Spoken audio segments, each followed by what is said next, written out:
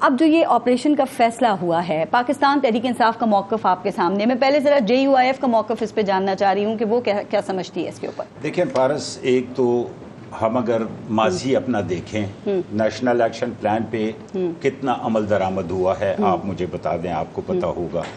اس کے علاوہ ہمارے علاقوں میں انکاؤنٹیبل آپریشنز ہوئے ہیں، بے تحاشا آپریشنز ہوئے ہیں، ABC ہر ایجنسی میں ہوئے ہیں سر، ہر ایجنسی میں ہوئے ہیں ٹرائبل ایریا میں۔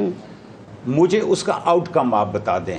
JUI کا Day 1 سے یہی ہے کہ کوئی بھی مسئلہ آپ کا آپریشن سے حل نہیں ہوگا، بلکہ اور مزید خراب ہوگا۔ سر لیکن امن تو آیا تھا، سوال نہیں، وہ امن آپ اس طرح نہیں ہے، دیکھیں اس میں بہت گہری اور چھپی ہوئی باتیں ہیں۔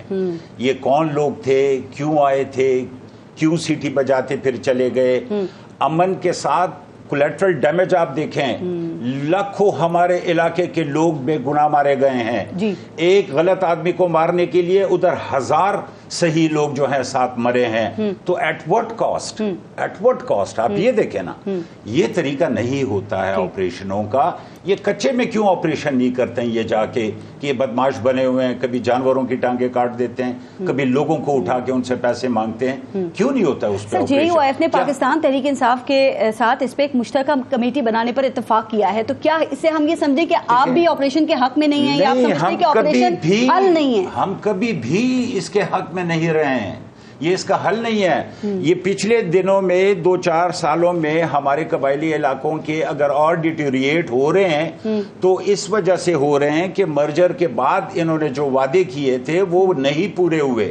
ساری انڈسٹری بند ہو گئی ہے، جو مزدور 20-30 ہزار روپے کما رہا تھا وہ 20-30 ہزار روپے گیا ہے ان لوگوں کے پاس، بلکہ طالبان بھی نہیں گئے ہیں، یہ تو کوئی ایک نیا گروپ نکلا ہے ابھی جو لوگوں سے بتے لیتا ہے، لوگوں کے گھروں میں بم پھینکتے ہیں، ان کو ڈرا کے ان سے پیسے مانگتے ہیں۔ گزشتہ 10 سال سے جو یہ صوبہ خیبر پختونخوا کا یہ متاثر ہے، آپ دیکھیں کہ یہاں پہ دہشت گردی کی وجہ سے ٹورزم ختم ہو گئی ہے، یہاں پر سر بے روزگاری کا بھی ایشو ہے۔ آپ کے JUIF کے اوپر تو بڑے حملے ہوئے ہیں، مولانا صاحب کے اوپر 3 ہوئے، حمداللہ صاحب کے اوپر 2 ہوئے، 2 دن پہلے آپ کے ایک رہنما جو ہیں وہ شہید ہوئے ہیں۔ سر آپ انہیں مشورہ کیا دیں گے؟ آپ ہمارا موقف سمجھیں، ہم غلط آدمی کو پکڑنے مارنے کی اس کا تحفظ نہیں کر رہے ہیں، ہم کہہ رہے ہیں کہ اس ایشو کو ریزالو آپریشن اس کا حل نہیں ہے۔ کیا ہے اس پہ نقصان اور زیادہ ہوتا ہے۔ کیا کریں پھر؟ آپ قبائلی علاقوں کے لوگوں کو بٹھائیں، ان جن کے جس ایجنسی کے ہیں وہ آپ کو ہاتھ پاؤں باندھ کے پکڑ کے دے دیں گے۔ میں 2004 میں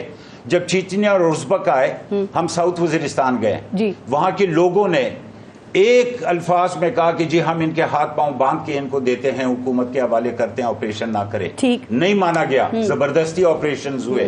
اب کس کے کیا موٹیو ہیں کچھ سمجھ نہیں آتی ہے۔ جو وفاق ہے اس کے پاس بڑے آپشنز ہیں، اگر وہ کوئی سخت آپشن اختیار کرتے ہیں، کوئی ایکشن سخت لیتے ہیں اور اس کے بعد پھر یہ آپریشن بھی شروع ہو جاتا ہے، تو JUIF کہاں کھڑی ہوگی؟ کیا سخت ایکشن؟ وفاقی ہم ہمیشہ عوام کے ساتھ کھڑے ہوں گے، ہم اس قسم کی PTI کے ساتھ نہیں۔ دیکھیں PTI کا اپنا کام ہے، صوبے کی حکومت تو PTI کی ہے نا، یہ جو بھی موقف رہتے ہیں ان کا رائٹ ہے، یہ اپنا موقف لیں گے۔